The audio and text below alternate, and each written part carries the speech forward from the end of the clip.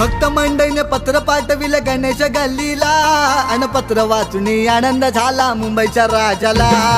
पत्र वाचूनी आनंद झाला मुंबईच्या राजाला. पत्र वाचूनी आनंद झाला मुंबईच्या राजाला. अनेक रूपे घेऊन येतो माझा गणराया. कधी विष्णू श्री कृष्ण माझा शिवशंकर भोळा.